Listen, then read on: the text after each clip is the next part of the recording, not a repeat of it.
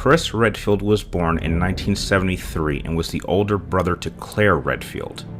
Though not much is known about Chris's upbringing, what is known is that by the age of 17, Chris would join the United States Air Force, and for the next 5 years he would learn how to fly planes and helicopters, and it was during this time that he would first meet and work alongside Barry Burton. He would also be trained to use a variety of weapons from knives to firearms and gained a respectable reputation for his marksmanship in hand-to-hand combat. In 1996, Chris would join the special units of STARS and was given the position of point man for the STARS Alpha team, which was comprised of Chris Redfield, Barry Burton, Jill Valentine, Joseph Frost, and Albert Wesker. On July 23, 1996, the STARS Bravo team was sent in to investigate the Spencer Mansion, but when they lost radio contact, Alpha team was sent in after them. While investigating the last known location of Bravo team, the team would be attacked by a pack of dogs that managed to kill Joseph Frost and force the rest of Alpha team into the Spencer Mansion.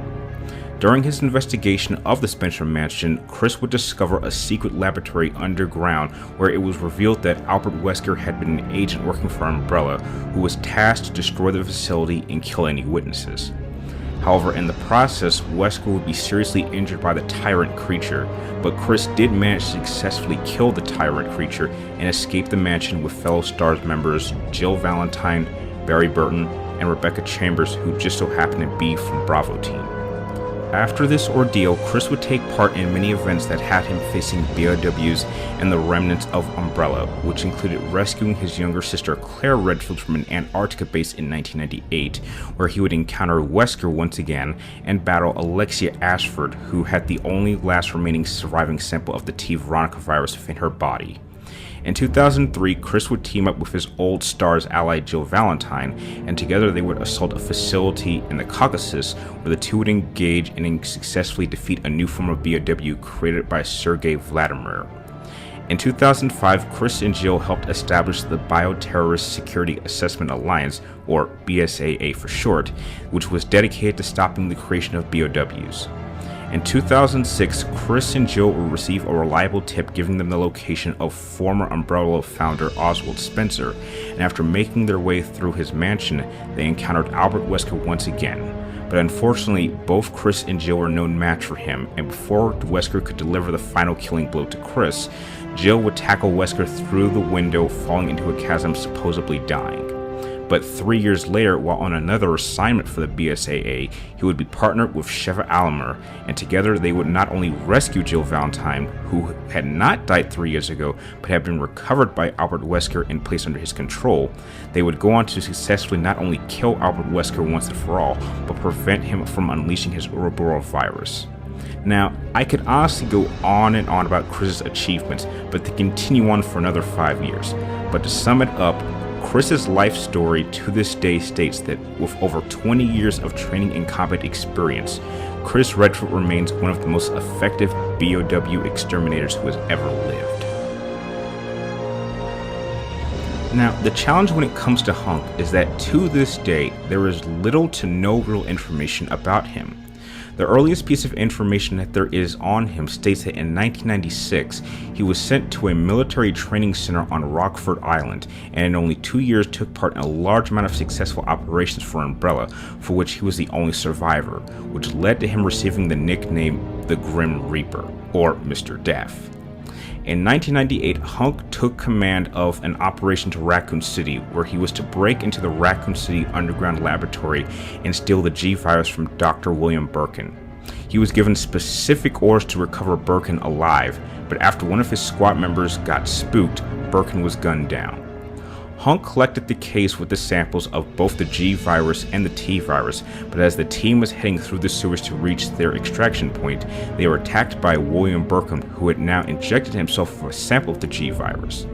As Hunk and the Alpha team attempted to fight off the now mutated William Birkin, the case with the virus samples spilled, causing all but one of the samples to be spilled on the ground, which not only ended up infecting some of the sewer rats, it would then go on to cause the virus outbreak throughout the city and through the city's water supply.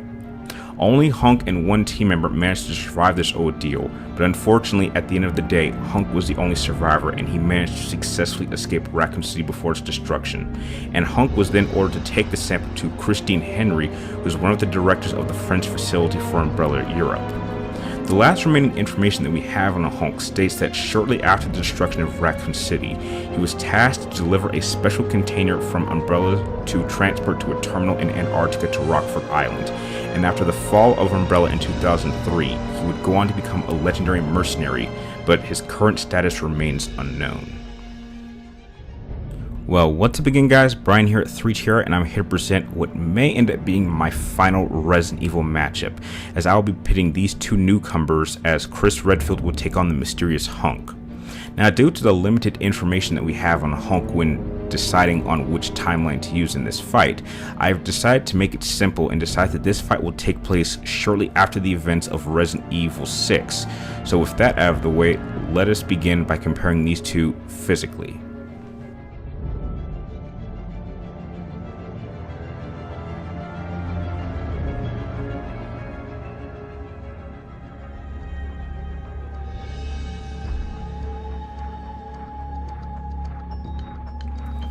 Now, due to the lack of actual information on Hunk, that does make it relatively difficult to break down exactly what his physical capabilities are. But in Chris's case, we know that by the end of Resident Evil 6, he was a 40-year-old human male standing about 6 feet tall, and was built himself to have a solid muscular build. Despite his size, he was still relatively quick on his feet with quick reflexes, and his years of experience have shown that Chris is one of the toughest protagonists when it comes to his durability, shown as he's been able to shake off powerful physical attacks from the likes of BOWs, and to a certain level, superhuman strikes from the likes of Albert Wesker. Speaking of superhuman, Chris has shown to be able to pull off superhuman levels of strength himself. His most notable feat shown when he was able to move a giant boulder all by himself. Now, believe it or not, someone actually went out of their way to do the math on how much this boulder would have weighed, and it does state that it did weigh several tons. But despite his superhuman levels of combative performance, he is still a mortal man, which means with the right weapon and technique, he can be taken out just as easy as anyone. Now, when it comes to Hunk, everything that follows is mere speculation on my part. Now, we know that Hunk began his elite training in 1996, so a solid estimate for him would place him perhaps somewhere in his mid-40s. And since his reputation of going on to become a legendary mercenary is well known, it's fair to believe that he would have kept himself in great shape to operate in all sorts of difficult assignments. When it comes to his level of speed and durability, it is shown that these factors that it is relatively average for him. However, his most notable physical feat was how easy Hunk has been able to show to quickly snap an enemy's neck. Now, it estimates that it takes around 600 to 74.4 pounds of force to snap a vertebrae, and with the ease in which Hunk can clearly perform, he is clearly stronger than the average man. Now, when comparing these two physically, I would like to say that these two, for the most part, in the physical department, would match each other to a certain degree. But when it comes to their feats of strength and durability, Hunk is clearly outmatched. Hunk's physical build tells me that this is a guy who's not so much built to handle a slugging match, but more or less built for speed and taking part in operations where he needs to get in and out of a location quickly. But Chris has shown to be equally, if not faster, in that department, while having a muscular build, which in a battle between two extremely difficult soldiers would certainly play a factor in the final outcome. So for these reasons, I'll be granting Chris Redfield the edge in physical capabilities.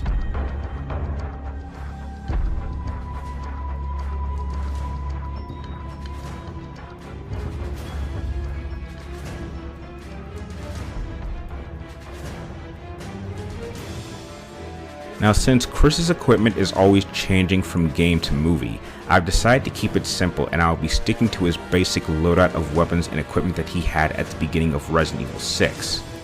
Chris will be bringing a solid collection of weapons and equipment into this matchup, with his primary weapon being a slightly modified version of the H&K G36 assault rifle. The G36 has a fire rate of 750 rounds a minute with an effective firing range of 800 meters, with its maximum firing range being 2300 meters. It can fire either a 30 detachable magazine or a 100 round drum of 5.56 by 44mm nano cartridges with a caliber round of .22, with each round capable of exceeding supersonic speeds at 500 yards. It is also equipped with a reflex sight with 1x magnification and a telescopic scope of 3x magnification. Chris' usual sidearm is the 909 handgun, which is a basic 9mm handgun that has an average firepower and an average size magazine that holds 15 rounds. Now, the exact model of Chris's combat knife is never given, but after looking at multiple images, it seemed to share a close resemblance to a survival H&K 717 military combat survival knife that measures at about 15 inches from the tip of the blade to the end of the handle, with 6 ridges on the bottom for extra damage in a slashing motion. In terms of his equipment, he also wears a bulletproof vest for extra protection, and from what I can tell from looking at multiple images, Chris wears a TYR Tactical Pico vest that not only provides extra protection, but due to its design gives Chris extra movement with his arms and carries extra pockets in the front for magazines. Now, when it comes to Hunk, like Chris, his equipment is also always changing. So I'll be using a majority of his loadout from Resident Evil 4 Mercenaries mode, along with the addition of his usual handgun that he has been seen consistently using throughout the series. His primary weapon was a custom TMP submachine gun with an extra stock for added precision. It fires 9mm bullets at a rate of 850 to 900 rounds a minute with an effective firing range of 100 meters. It also carries a magazine of 30 rounds, but for Hunk, he has customized to hold more ammunition with each magazine. His sidearm is an H&K VP70 machine pistol, which also fires 9mm rounds, but what makes the VP70 unique is that it has a 3-burst setting and uses a magazine of 18 rounds. It also has a firing rate of 2200 rounds a minute and has an effective firing range of 50 meters. Though Hunk does not carry a melee weapon like a knife, he does prefer to use his hands, and right from the beginning he did carry a minimum of 3 hand grenades on him. When it comes to Hunk's equipment, on his head he wears a United States military surplus MICH helmet followed by a British Army Avion S-10 gas mask, though I think the gas mask would really only be useful to protect him from dangerous gases, otherwise it would limit his vision. Now, when it comes to his main chest body armor, the closest thing that I could find was an RPV military tactical bulletproof vest that, like Chris, also carries extra pouches for ammunition and gives Hunk a wide range of arm movement. This department is pretty hard to call, so let's go down the list in order. When it comes to their primary weapons, Chris's H&K G36 assault rifle easily outclasses Hunk's TMP in nearly every department, also granting Chris the effective firing range advantage by a large margin. But Hunk's H&K VP70 machine pistol outclasses Chris's 909 handgun in every department. Now when it comes to their bulletproof vests, I would say that for the most part they're about even, but Hunk does wear a bit more protection with the addition of his helmet, which may also protect him from headshots, but he is also wearing a gas mask which will undoubtedly limit his visibility. When it comes to their special weapons, Chris has his survival knife, while Hunk carries 3 hand grenades. Now against most opponents, I would say that having a survival knife would be a good weapon to fall back on should the fight get to hand-to-hand combat ranges, but against Hunk, I don't really see him being all that effective against such a heavily protected opponent. A final X factor that I would like to throw in is the quality of each combatant's ammunition. It may be true that Chris's H&K G36 assault rifle is firing a much higher caliber of rounds than Hunk's 9mm, but I think that there is an advantage to be had when all of your weapons can fire the same type of ammunition should you lose one of your weapons in the fight. So for all of these reasons, I'll be granting Hunk the slight edge in weapons and equipment.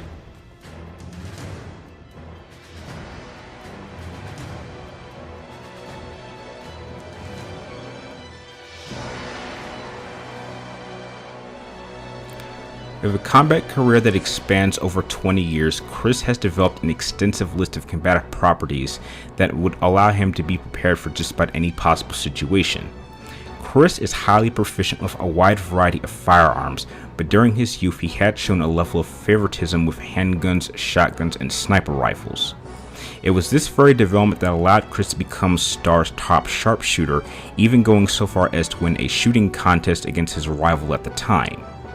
Chris has shown exceptional skill with adapting to the recoil of any weapon, which not only helped him be able to shoot targets from an extremely long distance, but allowed him to quickly retarget multiple enemies in a short amount of time.